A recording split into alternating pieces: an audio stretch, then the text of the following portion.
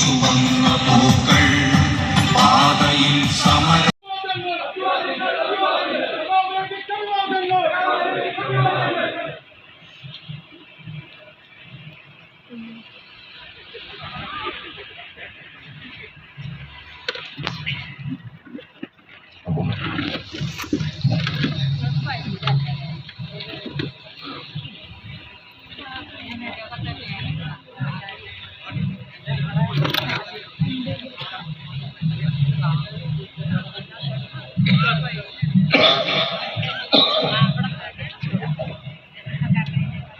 இந்தியாவிலே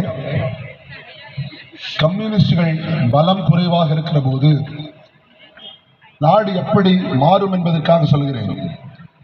இந்த நாட்டில் கடந்த 10 ஆண்டுகளில் பாரதிய ஜனதா கட்சி ஆட்சியில் இருந்தபோது பணக்காரர்கள் பெரும் பணக்காரர்களாக இருக்கிறார்கள், ஏழைகள் பெரிய ஏழைகளாக மாறியிருக்கிறார்கள், പരമ ഏഴകളാக മാറിയിരിക്കുകയാണ്. നേതാവുമായ സഖാവ് MA ബേബി സഖാവ് ഉദ്ഘാടനം ചെയ്തുകൊണ്ട് സംസാരിക്കും. അതിനുവേണ്ടി അദ്ദേഹത്തെ വളരെ സ്നേഹത്തോടു കൂടി ക്ഷണിക്കുകയാണ്.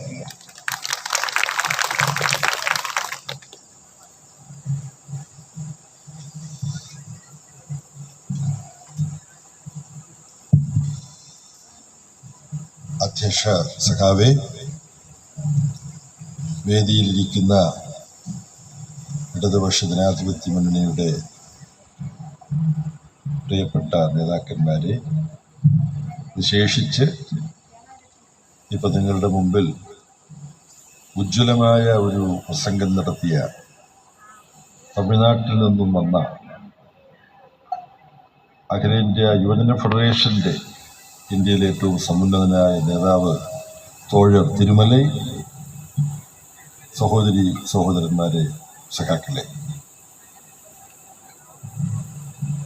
ഏപ്രിൽ മാസം 19 മുതൽ 18 ലോക്സഭാ തെരഞ്ഞെടുപ്പിൻ്റെ വോട്ടെടുപ്പ് ആരംഭിക്കുകയാണ്. ഇന്ന് 17ആണ്. 2 ദിവസം കഴിഞ്ഞാൽ വോട്ടെടുപ്പ് തുടങ്ങും. എന്നാൽ നമ്മുടെ കേരളത്തിൽ ഏപ്രിൽ 26-നാണ് വോട്ടെടുപ്പ്. ചില സംസ്ഥാനങ്ങളിൽ പല ദിവസങ്ങളിലായിട്ടാണ്, ഘട്ടങ്ങളായിട്ടാണ് വോട്ടെടുപ്പെങ്കിൽ കേരളത്തിൽ ഒറ്റ ദിവസമാണ്. ജൂൺ 1-നും വോട്ടെടുപ്പുണ്ട്. അപ്പോൾ ഏപ്രിൽ മെയ് മാസങ്ങളിൽ പരന്ന് ജൂൺ മാസം വരെ 1-ാം തീയതി വരെ എത്തുന്ന ഒരു വോട്ടെടുപ്പ്. ജൂൺ 4-ാം തീയതിയാണ് വോട്ടെണ്ണി ഫലം പ്രഖ്യാപിക്കുന്നത്. ജൂൺ 4-ാം തീയതി പ്രഖ്യാപിക്കപ്പെടുന്ന വോട്ടെടുപ്പ് ഫലം ഇന്ത്യയുടെ ഭാവിയെ സംബന്ധിച്ചിടത്തോളം നിർണായക പ്രാധാന്യമുള്ള ഒരു ഫലമാണ്. ഇപ്പോൾ നരേന്ദ്രമോദിയുടെ നേതൃത്വത്തിൽ ഡൽഹിയിൽ നിന്നുകൊണ്ട് നടത്തുന്ന യൂണിയൻ ഗവൺമെന്റിന്റെ പ്രവർത്തനങ്ങൾ നമ്മൾ ലളിതമായി പരിശോധിച്ചാൽ നിയമവാഴ്ചയെ അട്ടിമറിക്കുന്ന പ്രവർത്തനമാണ് നരേന്ദ്രമോദി നടത്തുന്നത്. നിയമവാഴ്ച സംരക്ഷിക്കേണ്ട ആളാണ് പ്രധാനമന്ത്രി. പക്ഷേ സുപ്രീം കോടതി പറയുന്നതിനെ വലിച്ചീറികളയുന്നു. ഇന്ത്യൻ ഭരണഘടനയുടെ അടിസ്ഥാന ആശയങ്ങൾ വലിച്ചീറികളയുന്നു. ഇത് BJPയോടുള്ള നരേന്ദ്രമോദിയോടുള്ള വിയോജിപ്പ് കൊണ്ട് ഞാൻ കെട്ടിച്ചമച്ച് പറയുന്നതാണോ? ഇപ്പൊ ഈ തെരഞ്ഞെടുപ്പ് നടത്തുന്നതിന് മേൽനോട്ടം വഹിക്കുന്നത് തെരഞ്ഞെടുപ്പ് കമ്മീഷനാണെന്ന് നമുക്കറിയാം. ആ തെരഞ്ഞെടുപ്പ് കമ്മീഷൻ നീതിപൂർവകമായി നിർഭയമായി പ്രവർത്തിക്കുന്നു എന്ന് ഉറപ്പുവരുത്താൻ വേണ്ടി തെരഞ്ഞെടുപ്പ് കമ്മീഷണർമാരെ തെരഞ്ഞെടുക്കുന്നതിന് ഒരു സംവിധാനം വേണമെന്ന് സുപ്രീം കോടതി കേന്ദ്ര ഗവൺമെന്റിനോട് പറഞ്ഞു. അതിനുവേണ്ടി നിയമനിർമ്മാണം നടത്തണമെന്ന് പറഞ്ഞു. RSS ഹിന്ദു രാഷ്ട്രത്തിന് വേണ്ടി നിലകൊള്ളുന്നു. ഞങ്ങൾ കോൺഗ്രസ് നിലകൊള്ളുന്നത് ഹിന്ദു രാജ്യത്തിന് വേണ്ടിയാണ്. ഇങ്ങനെ പറഞ്ഞോ ഇല്ലയോ? ഞാൻ വെറുതെ പറഞ്ഞിട്ടുണ്ടോ? ഓർക്കുന്നുണ്ടോ നിങ്ങൾ ആരെങ്കിലും? പറഞ്ഞതാണ്. എന്താണ് പണ്ഡിത ശിരോമണി രാഹുൽ ഗാന്ധി നിങ്ങൾ ഈ പറഞ്ഞത്? നിങ്ങൾ എങ്ങനെ അതിനെ വിവരിക്കുന്നത്? ഹിന്ദു രാഷ്ട്രത്തിന് നമ്മളെല്ലാം എതിരാണ്. കാര്യം നമ്മൾ ഹിന്ദുമത വിശ്വാസത്തിനെതിരല്ല. ഉടനെ തന്നെ വളരെ കൃത്യമായിട്ട് വിശദീകരിക്കേണ്ടതുണ്ട്. ഇന്ത്യൻ ഭരണകൂടത്തിന് മതമില്ല ഇന്ത്യൻ ഭരണഘടന പ്രകാരം. പക്ഷെ ഇന്ത്യയിലെ ജനങ്ങൾക്ക് മതവിശ്വാസത്തിന് സ്വാതന്ത്ര്യമുണ്ട്.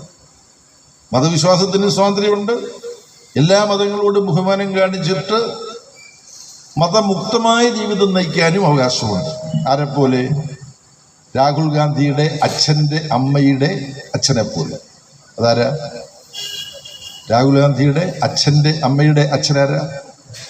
പണ്ഡിറ്റ് ജവഹർലാൽ നെഹ്റു. അദ്ദേഹത്തിൻ്റെ ഔസ്യത്തിൽ എഴുതി വെച്ചു, ഞാൻ മരിച്ചു കഴിഞ്ഞാൽ എൻ്റെ മൃതശരീരം മതാചാരപ്രകാരം ആവരുത് സംസ്കരിക്കുന്നത്. എൻ്റെ ശരീരം ദഹിപ്പിച്ച് അതിൽ നിന്ന് കിട്ടുന്ന പൊടി എനിക്ക് ഏറ്റവും പ്രിയമുള്ള ഈ രാജ്യത്തിലെ പർവ്വതങ്ങളിലും നദികളിലും തടാകങ്ങളിലുമൊക്കെ വിതരണം. ഞാൻ ഇന്ത്യയുടെ ഭാഗമായിട്ട് അലിഞ്ഞു ചേരണം. വലിയ കാവ്യാത്മകമായൊരു ഭാവനയാണ്. അദ്ദേഹം ഒരു കവി പോലെ ഇംഗ്ലീഷും ഹിന്ദിയും സംസാരിച്ചിട്ടുള്ള ആളാണ്. അദ്ദേഹത്തിൻ്റെ ട്രിസ്റ്റ് വിത്ത് ഡെസ്റ്റിനി സ്പീച്ച് ഒക്കെ എന്താ ഒരു കുറിപ്പും കൂടാതാണ് അദ്ദേഹം ആ പ്രസംഗം. അദ്ദേഹം മഹാനായിരുന്നു. പക്ഷെ 57-ലെ EMS ഗവൺമെന്റിനെ ജനാധിപത്യ വിരുദ്ധമായി പിരിച്ചുവിട്ട പാതകം ചെയ്ത ആളുമായിരുന്നു പണ്ഡിറ്റ് നെഹ്റു. അന്ന് കോൺഗ്രസ് പ്രസിഡന്റായിരുന്ന മകൾ ഇന്ദിരാഗാന്ധിയുടെ നിർബന്ധം കൂടെ കൊണ്ടാണ് അദ്ദേഹം ചെയ്യപ്പെട്ടെ. അത് ആനുഷംഗികമായി ഞാൻ പറഞ്ഞിരുന്നു മാത്രമേ ഉള്ളൂ. അപ്പൊ നെഹ്റു മതനിർമുക്തമായ ജീവിതം നയിച്ചയാളാണ്. അപ്പൊ ഇന്ത്യ ഹിന്ദു രാജ്യമാണെന്ന് രാഹുൽ ഗാന്ധി പറഞ്ഞതിനെ എങ്ങനെയാണ് വിശേഷിപ്പിക്കേണ്ടത്? മഠേത്തരമെന്നാണോ? വിവരക്കേടെന്നാണോ? ഇന്ത്യൻ ഭരണഘടനയെക്കുറിച്ച് വിവരമില്ലാഞ്ഞതുകൊണ്ടാണെന്നാണോ പറയേണ്ടത്? അങ്ങനെ പറയുന്ന ആളാണ് ഇദ്ദേഹം രാഹുൽ ഗാന്ധി കാണിച്ച വേറൊരു വിഡ്ഢിത്തം ഞാൻ പറയട്ടോ. നമ്മുടെ ഈ യോഗത്തിൽ ഈ ഒരുപാട് വിഡ്ഢിത്തത്തെക്കുറിച്ച് സംസാരിച്ച് സമയം പോകുന്നത് ഗുണമാണോ? എനിക്കറിഞ്ഞില്ല. നിങ്ങളുടെ അനുമതി ഒരു വിഡ്ഢിത്തം കൂടെ പറയാം.